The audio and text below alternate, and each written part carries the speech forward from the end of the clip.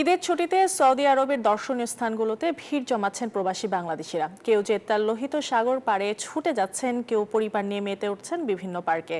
তাইফের strawberry park, আল শিফা পাহাড় সহ নানা স্থানে দর্শনার্থীদের মুগ্ধ করছে অপরূপ সৌন্দর্য।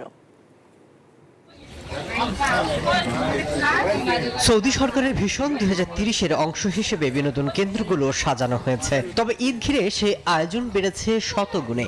সৌদি আরবের তাইফ শহরে স্ট্রবেরি পার্কে রাখা হয়েছে নানা আয়োজন।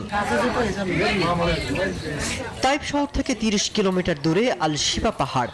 ঠান্ডা শীতল বাতাসে প্রকৃতির এই অপরূপ সৌন্দর্য মুগ্ধ করেছে হাজার হাজার দর্শনার্থীদের। বাগান থেকে তুলে স্ট্রবেরি খাওয়ার পাশাপাশি মুগ্ধতা ছড়াচ্ছে নানা রঙের পাখি। আর এসব স্থানে ভিড় জমাচ্ছেন অসংখ্য বাংলাদেশি পরিবার।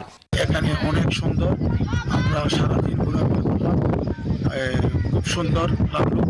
আপনারাও সবাই পরিবার পরিজন নিয়ে এখানে ঘোরাফেরা করার জন্য আসবেন। বিশ্বের অনেক জায়গায় ঘোরাঘুরি হয়েছে, কিন্তু এরকম একটা সৌন্দর্য, এত সুন্দর একটা ওয়েদার, পার্থক্য জিদ্দা বা মক্কার মধ্যে একরকম ওয়েদার আর তাইফের মধ্যে অন্যরকম ওয়েদার।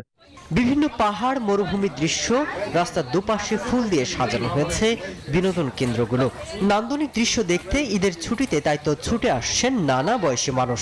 আসলে ঈদ উপলক্ষে আমরা আমাদের ফ্যামিলিদেরকে নিয়ে বাংলাদেশের যে একটা ঈদের আমেজ, ওইটা উপভোগ করার জন্য আমরা স্ট্রবেরি পার্কে আসলাম। বাংলাদেশের লোক আসে, তো জায়গাটা অনেক সুন্দর। আমি এখানে স্ট্রবেরি খেয়েছি, পাখি ধরেছি, অনেক কিছু করেছি। তাই বেশ অনেক ভালো লাগতেছে। এটা একটা অনেক সুন্দর একটা জায়গা। এখানে স্ট্রবেরি ফার্মে এসে অনেক দেখার কিছু আছে। সৌদি নাগরিকদের পাশাপাশি চীন, জাপান, ভারত, পাকিস্তান, মিশর, ইয়েমেন, তুর্কি নাগরিকরাও মুগ্ধ হচ্ছেন আরবের এই নতুন সাজে। Desk report, news 24।